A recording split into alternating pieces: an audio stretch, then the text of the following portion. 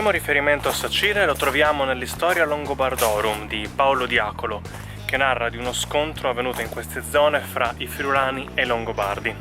Si ipotizza quindi che la città sia stata costruita intorno al VII secolo come avamposto sul fiume Livenza.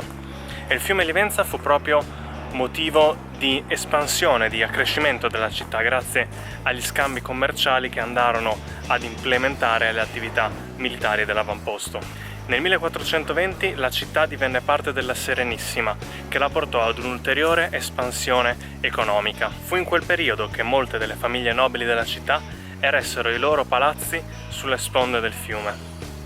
Nel 1797, con la caduta della Repubblica di Venezia, Sacile affrontò un periodo di grave crisi. Nel 1816 entrò a far parte del Regno Lombardo-Veneto e nel 1866 del Regno d'Italia.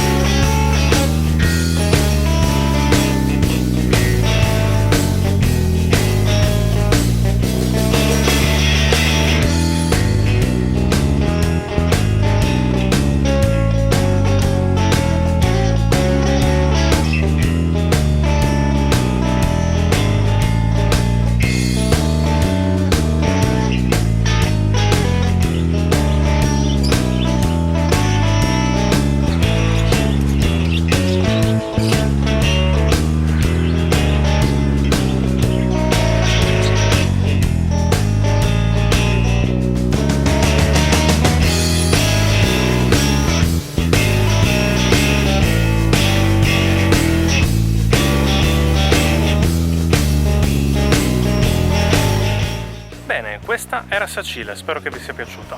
Come sempre, se avete altri luoghi che volete vedere o che volete consigliarmi, lasciate un commento.